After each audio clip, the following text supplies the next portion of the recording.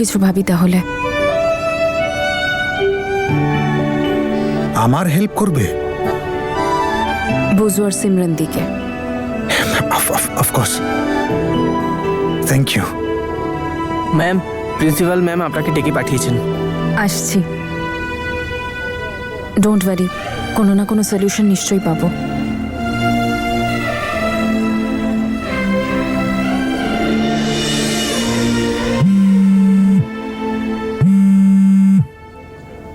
হ্যাঁ হ্যাঁ রে, বল। তোমার জন্য একটা গুড নিউজ আছে। কি গুড নিউজের কথা বলছিস তুই? জানো দিদি না তোমার গোলাপটা ডাস্টবিনে ফেলে দেয়নি, বরং নিজের ফেভারিট বুকের মধ্যে রেখেছে।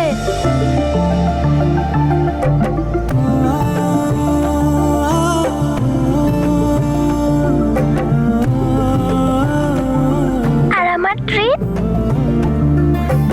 হ্যাঁ হ্যাঁ, পেয়ে যাবি পেয়ে যাবি, চল বাই।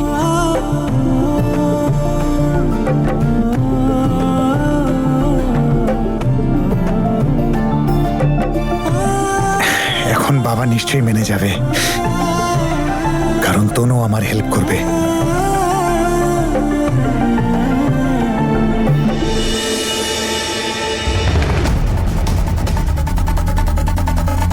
স্যার, এই টাকাটা পাওয়া গেছে।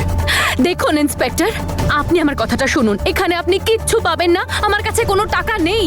আমার বাবা আপনাদেরকে এখানে নিয়ে এসেছে শুধু শুধু সময় নষ্ট করতে, কারণ ওনার মনে হচ্ছে এই সব কিছু করলে আমি ওনার সঙ্গে ওনার বাড়ি ফিরে যাব। খুব চিন্তা করেন তো উনি আমার জন্য। কি আর করা যাবে, তাই না বাবা? আমি বাড়ি ফিরবো না বাবা।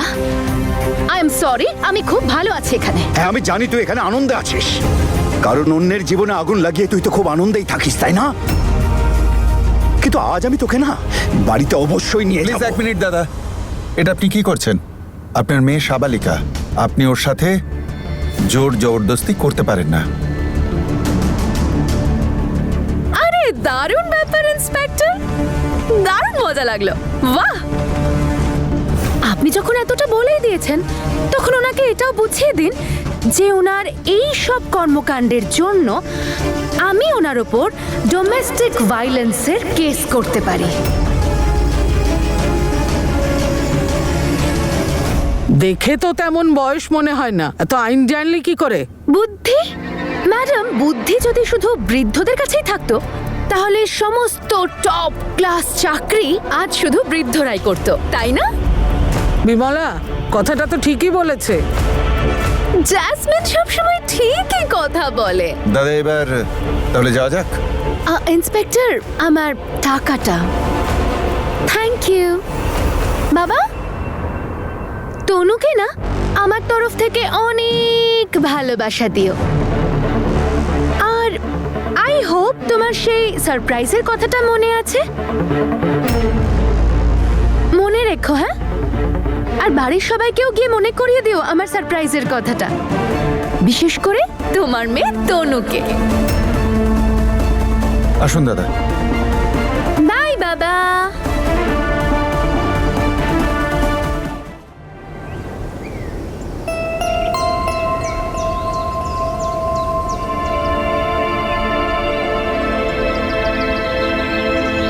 বীর,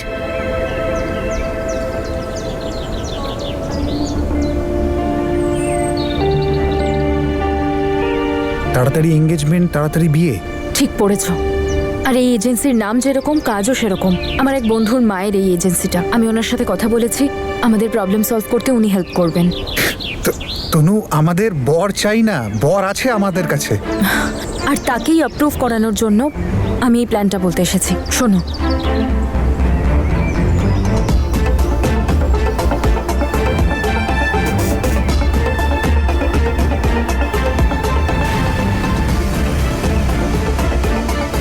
আরে তনু, গ্রেট প্ল্যান। আই নিউ এই প্রবলেমটা তুমি সলভ করতে পারতে।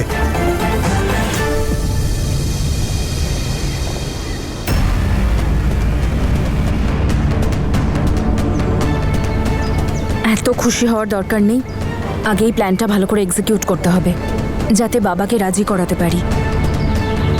ওকে, great, thank you for this. All the best.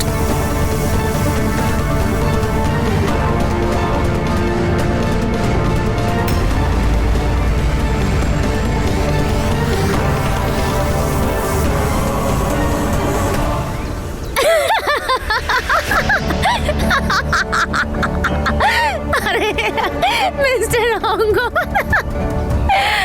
আপনি জানেন আমার এখন মনে হচ্ছে যে এই উনুনে জল ঢেলে দে আর আপনার মনে যে আগুন জ্বলছে তাতেই আমার এই ভুট্টাটা পোড়াই। খাবেন আপনি? হাসি পাচ্ছে তোমার? আরে মিস্টার অঙ্গদ, আপনিও না, আপনি সব ব্যাপারে এতটা ওভার রিঅ্যাক্ট করে ফেলেন না। এটা এমন কি নতুন আর বড় ব্যাপার বলুন তো? আপনি কি জানেন না নাকি বীর নাম্বার 1 প্রেমিক এখন তনুর। যে মেয়েকে ভালোবাসে একেবারে কোমর বেঁধে নেমে পড়ে তাকে পাওয়ার চেষ্টায়, যেমন আমাকে করেছিল। এবার দেখুন না, আমার জন্য নিজের ফ্যামিলিকে ছেড়ে দিল, তনুকে ছেড়ে দিল, বাড়ি ছেড়ে দিল, কে জানে আর কি কি ছেড়ে দিল, আর এখন আবার কোমর বেঁধে নেমেছে তনুকে পাওয়ার জন্য। আমিও পটে গেছিলাম, তনুও পটে যাবে। আর আমার তো মনে হচ্ছে যে ও তনুর রাগ ভাঙিয়েই ছাড়বে।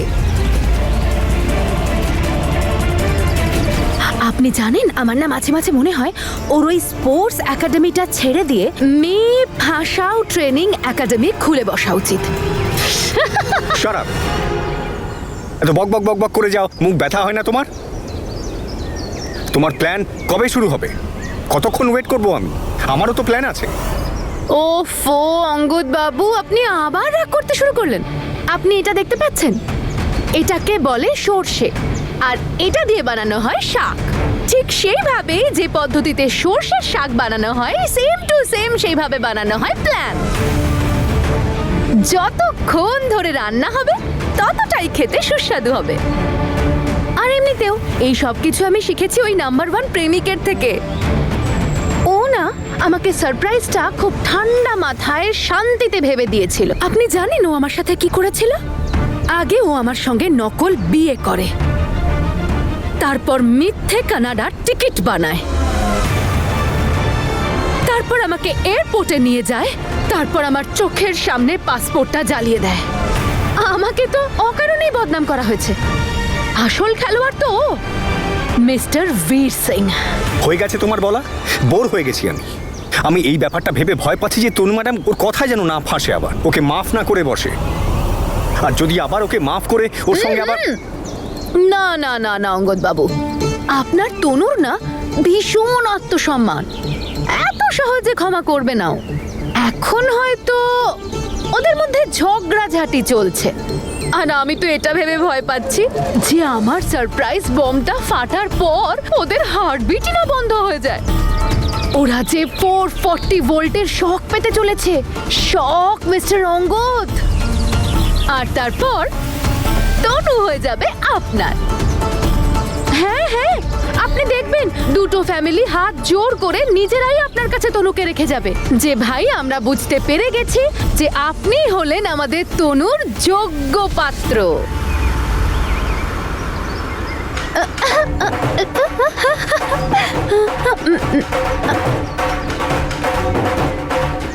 মাথাটা গেছে নাকি তোমার? উন্মাদ হয়ে গেছে? আরে না না, এসব কিচ্ছু নয়। আমি তো আপনার বিয়েতে ডান্স করার প্র্যাকটিস করছি। তনু আর অঙ্গদের বিয়ে হয়, অঙ্গদ হবে আমার জামাই বাবু। এখন তোমার খ্যাপামি সহ্য করা ছাড়া আমার কোনো উপায় নেই জ্যাসমিন। শুধু একবার আমি তনু ম্যাডামকে ওই ফ্রড ভিড় থেকে বাঁচিয়ে নিই, তারপরে তুমি দেখো আমি কি করি। সরি বাবা, আমি হেল্প করতে পারিনি। তুমি তো জানো যে আমি এখন এমএলএ নই, আর এই প্রজেক্টের জন্য আমি ফান্ড জোগাড় করার অনেক চেষ্টা করেছি, কিন্তু করতে পারিনি। আমি লজ্জিত এবং আমার আফসোসও হচ্ছে। এ কি বলছেন স্যার? আপনি চেষ্টা করেছেন, এটাই অনেক।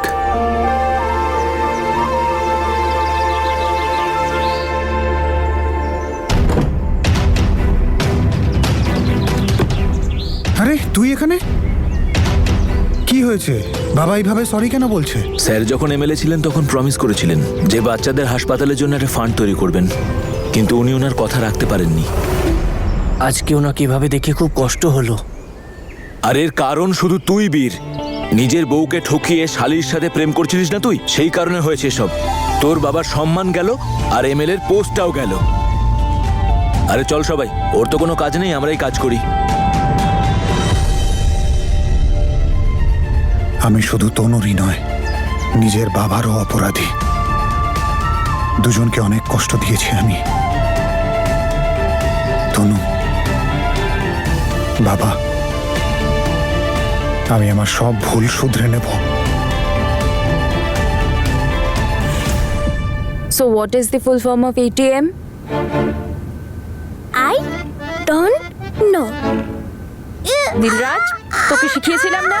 দিদি এরম করো না। দিদি তো পড়াচ্ছে, কিন্তু তুমি পড়ছো কোথায়? পড়ো। তনুকে দেখে আমার যেন মনে হচ্ছে আগের তনু আবার ফিরে এসেছে। দেখো, ওকে দেখে কত খুশি মনে হচ্ছে। হ্যাঁ, আমি পরে আপনাকে কল করছি।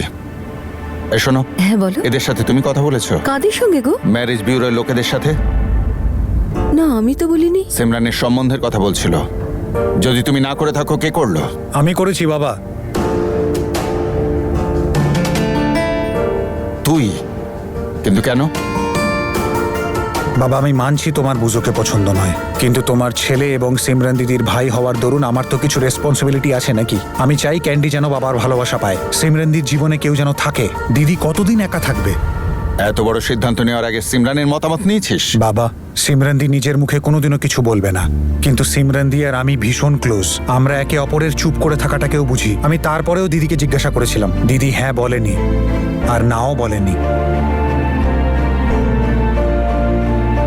তুমি জানতে চাও সিমরানের কাছে ও কি চায়?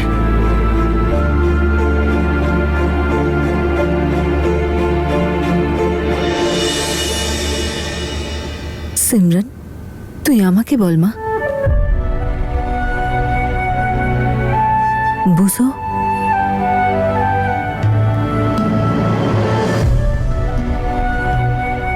বাবা আর বীর আমার জন্য কোনো ভুল সিদ্ধান্ত নেবে না।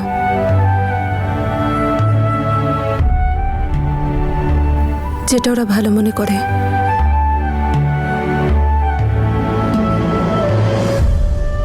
যদি ওর কোনো আপত্তি না থাকে তাহলে আমারও নেই। তোমরা প্রস্তুতি নাও, আমি ছেলে পক্ষকে ডাকছি।